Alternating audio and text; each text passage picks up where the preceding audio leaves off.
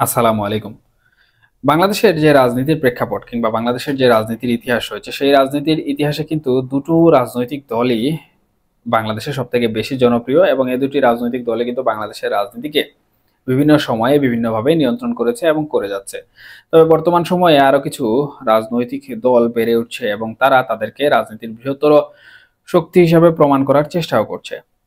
বিগত কয়েকদিনের রাজনীতি যদি আমরা লক্ষ্য করি তাহলে স্পষ্টভাবে দেখতে পাই যে তাদের পরিশ্রম কতটুকু এবং নিজেদের প্রমাণ করার জন্য তারা কত দূর অগ্রসর হতে পারে। যাই হোক, তারা এই দুটি রাজনৈতিক দলের শক্ত প্রতিপক্ষ হয়ে বাংলাদেশের রাজনীতিতে আসতে পারবে কিনা এটি আসলে দেখার বিষয়। তবে যেটি বলছিলাম যে বাংলাদেশের বৃহত্তম দুটি রাজনৈতিক দল আওয়ামী লীগ এবং বিএনপি, এবং এ দুটি রাজনৈতিক দলের যেমন কর্মী সমর্থক বেশি রয়েছে, ঠিক একইভাবে এ দুটি রাজনৈতিক দলকে নিয়ে পক্ষে বিপক্ষে নানা ধরনের মতামত রয়েছে, নানা ধরনের বিতর্ক রয়েছে। আবার এই দুটি রাজনৈতিক দলের মধ্যে বর্তমান সময়ে একটি কমন মিল আমরা লক্ষ্য করছি, সেটি হচ্ছে দুটি রাজনৈতিক দলকে কিন্তু যারা বর্তমান সময়ে পরিচালনা করছেন, অর্থাৎ আমি যদি ধরি যে দলের মুখপাত্র, সেই হিসাবে দুজনে কিন্তু দুটি দলের মুখপাত্র হিসাবে দায়িত্ব পালন যারা করছেন তারা বর্তমান সময়ে দেশের বাইরে অবস্থান করছেন। প্রথমত বিএনপির ভারপ্রাপ্ত চেয়ারম্যানের কথা যদি আমি বলি তাহলে জনাব তারেক রহমান সাহেব, উনি লন্ডনে অবস্থান করছেন দীর্ঘ বছর যাবৎ এবং সেখান থেকে রাজনীতি এবং দলকে পরিচালনা করছেন।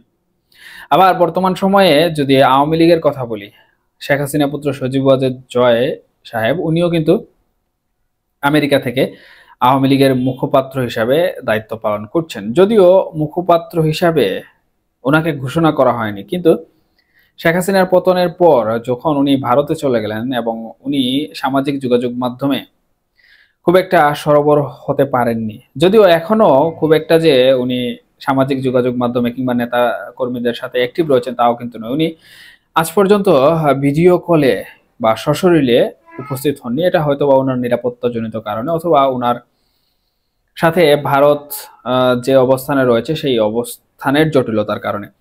ভয়েস রেকর্ড আমরা শুনতে পাই, বিশেষ করে ইউটিউব প্ল্যাটফর্মে, এবং মাঝে মধ্যে আমাদের গণমাধ্যমগুলো সেগুলো প্রচারও করে থাকে।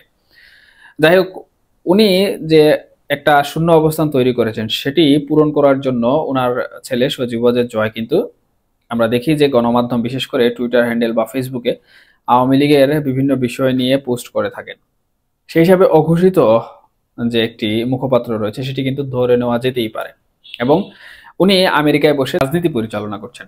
তবে এই দুজন ব্যক্তির মধ্যে একটি কমন মিল রয়েছে, সেটি হচ্ছে তারা দুজনে কিন্তু রাজনৈতিক পরিবার থেকে বেড়ে উঠেছেন এবং এই যে বংশানুক্রমিক যে রাজনীতি, সেই রাজনীতি কিন্তু তারা পেয়েছেন। তাদের মধ্যে কোনো ব্যক্তি কিন্তু তৃণমূল পর্যায় থেকে হাঁটি হাঁটি পা পা করে উঠে এসে রাজনীতি করেননি। সেই হিসাবে ওনাদের রাজনীতির যে লেভেল প্লেয়িং রয়েছে এবং একজন তৃণমূল পর্যায় থেকে বেড়ে উঠে কেন্দ্র পর্যন্ত যাওয়া নেতার যে লেভেল প্লেয়িং রয়েছে সেটি ভিন্ন হবে, এটাই স্বাভাবিক। এই কথাটা কেন বললাম বা ওনাদের নিয়ে আসলে কেন কথা বললাম, এই কথাটা বলার পেছনে একটি গুরুত্বপূর্ণ কারণ আছে, সেটি হচ্ছে সম্প্রতি আমরা দেখেছি যে বিএনপির একজন শীর্ষ নেতা, যিনি মোটামুটি ব্যাপকভাবে বাংলাদেশে পরিচিত, এবং বিএনপি যখন আওয়ামী লীগ নির্যাতনের নিপীড়নের শিকার ছিল তখন উনি বিভিন্নভাবে কিন্তু আওয়ামী লীগের সমালোচনা করেছেন, বিএনপির পক্ষে কথা বলেছেন। কিন্তু শেখ হাসিনা সরকার চলে যাওয়ার পর কিছুদিন যাবৎ আমরা লক্ষ্য করছি সেই নেতা ফজলুর রহমান, উনি ব্যাপকভাবে নির্যাতিত হচ্ছেন অথবা নানা ধরনের কটু কথার শিকার হচ্ছেন। কেউ কেউ ওনাকে পাগলও বলছে। আবার বিএনপির কাছ থেকে আমরা যেটি দেখলাম সেটি হচ্ছে কোনো কারণে, আমি কারণটা একটু পরে বলছি, কোনো কারণে বিএনপির যারা প্রধান রয়েছেন তারা সিদ্ধান্ত নিয়েছেন যে ওনার পদ পদবি যেগুলো রয়েছে সেগুলো স্থগিত রাখা হবে, এবং সেটি স্থগিত করা হয়েছে। কিন্তু এখানে একটি বিষয় সামনে আনা দরকার, সেটি হচ্ছে তারেক রহমান সাহেব যিনি রয়েছেন ওনাকে নিয়ে আমরা কিছুদিন পূর্বে প্রচারণা হতে দেখেছি যে উনি হচ্ছেন 2024-এর মাস্টার মাইন্ড।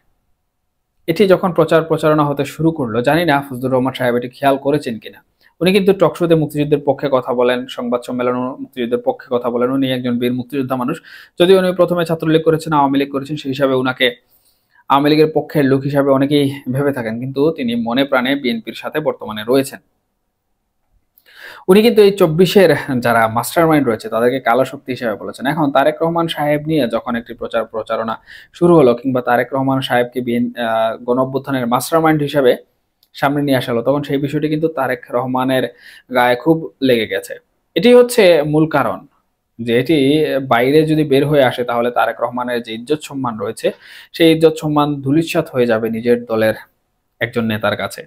সেই হিসাবে ওনাকে ওনার পদ থেকে সরিয়ে দেওয়া হয়েছে এবং কিছুদিনের জন্য ওনাকে রাজনীতির বাইরে রাখা হয়েছে, অর্থাৎ দলের রাজনীতির বাইরে। কিন্তু এই যে আমি বললাম যে বংশগতভাবে পারিবারিকভাবে শাসন ক্ষমতা পাওয়া বা রাজনীতি পাওয়া আর তৃণমূল থেকে বেড়ে ওঠার মধ্যে ব্যাপক পার্থক্য রয়েছে। এখন পারিবারিকভাবে রাজনীতি পাওয়ার ফলে হয়তো বা তারেক রহমান সাহেব কিংবা সজীবাজের জয় সাহেব ওনারা দেশে আসলে আওয়ামী লীগের নেতৃবৃন্দরা, বিএনপি নেতৃবৃন্দরা ওনাদের ফুল শুভেচ্ছা দিবেন।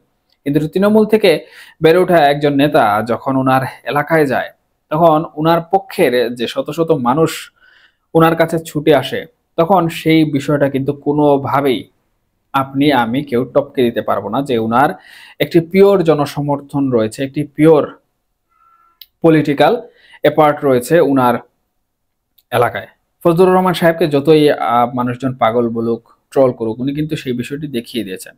উনার কিশোরগঞ্জের যে সংসদীয় এলাকা সেটিতে তিনি সম্প্রতি সমাবেশ করেছেন এবং সেই সমাবেশে হাজার হাজার মানুষের সমাগম হয়েছে এবং উনি সেখানে বলেছেন যে বিএনপি যেন উনার যে মার্কা রয়েছে ধানের শীষ সেটি যেন ওনাকে ফিরিয়ে দেয়। উনার আর কোনো ইচ্ছা নেই, কোনো চাহিদা নেই। আমি এখানে ভাবছি যে উনি আসলে কাজের কাজটি করেছেন। যখন বাংলাদেশের রাজনৈতিক পরিস্থিতি নির্বাচনমুখী হয়েছে এবং উনি মুক্তিযুদ্ধের পক্ষে কথা বলার কারণে, সাহসী বক্তব্য দেওয়ার কারণে যারা এই দেশকে বর্তমান সময়ে গণঅভ্যুত্থান পরে বিভিন্নভাবে ধ্বংস করার চেষ্টা করছে তাদের বিপক্ষে কথা বলার কারণে উনাকে বিএনপি বহিষ্কার করে দিল, উনার পদ স্থগিত করে। সেই হিসাবে উনি যে সাহসী পদক্ষেপ নিয়েছেন, সেই সাহসী পদক্ষেপ থেকে কিন্তু এই যে নেতৃবৃন্দ বাংলাদেশে আছেন এই সকল নেতৃবৃন্দের শেখা উচিত যে প্রকৃত জনপ্রিয়তা আসলে বংশানুক্রমিক যে রাজনীতি সেই রাজনীতি থেকে নয়, বরঞ্চ মাঠ পর্যায় থেকে বেড়ে ওঠা যে রাজনীতি রয়েছে সেই রাজনীতি এবং জনগণের যে জনপ্রিয়তা রয়েছে সেই জনপ্রিয়তা অর্জন করার মাধ্যমে কিন্তু প্রতিফলিত হয়।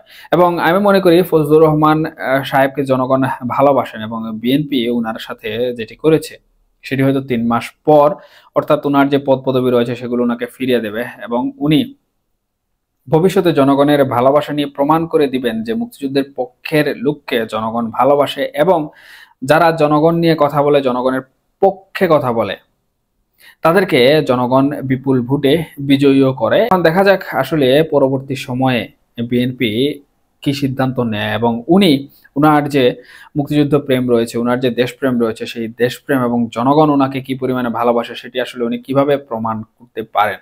ধন্যবাদ সবাইকে, ভালো থাকবেন। দেখা হবে পরবর্তী কোনো আলোচনায়। আল্লাহ হাফিজ।